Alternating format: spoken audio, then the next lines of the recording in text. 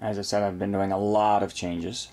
This shelf now is the focus feature of my Millennium Falcon collection. I originally had the Episode 1 fast food toys over here. They have been moved to another shelf. That gave me room to pull the Code 3 Falcon out of that smaller shelf I had it on. You can get a much better look at it this way. It's not encased by the bookshelf. You can really see it. And then I could spread the other ships out. It was getting just too crowded there. I couldn't fit everything I wanted to. So this way I have it spread out a little bit more, and I have the Macquarie Millennium Falcon print hanging above it, which obviously I think works very well.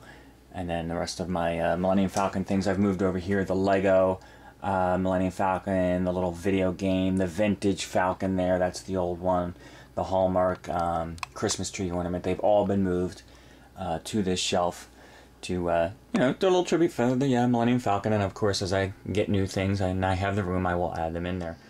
Alright, moving from the revamped Falcon shelf, I'm going to go through some of these. You've seen them briefly, I think, in another one, and I've redone this whole wall as well. Kind of just moved the prints around to make better spacing. This was one I got at C4, really nice print, very hollow foil. I don't know if that comes across on the camera, but this was one that they put in my freebie bag from the Star Wars breakfast, so it was a nice print there.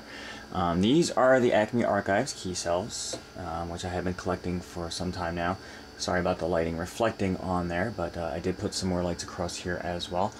But these are great little animation cells. I'm a big fan of these, and I have all but 2 of them. I missed the first one was the Yoda one, and the second one was General Grievous, and both of those sold out on me. But I did get all the rest of them so far, including this one here, which my buddy T-Bone picked up at Comic-Con for me last year. Very limited print there. You can see limited edition, oops, too blurry, 117 of 500. So there you go. One of my favorite ones there. But I've removed all these over. They were kind of scattered around a little bit more, and I tidied it up, made it look better. They have since started doing original trilogy characters in the animated format just for fun, and this was of course one of the more popular ones there, is Slave Leia. And we have ARC Trooper there, we have the droids here. A couple of the newest ones are the TIE Pilot and the Sand Trooper here. And then these here, there's R2-D2. These here are the sketch plates, and they just started doing these. These are actually aluminum, I believe, and they're kind of like concept art drawings done on an aluminum sketch plate. And these are very similar to the animated cells, but then again completely different. Just neat ones. These are the first 2, R2-D2 and the X-Wing. And I've moved things around so that I have now some space over next to these here, so as I get more I have room to add them in, which I did not have earlier.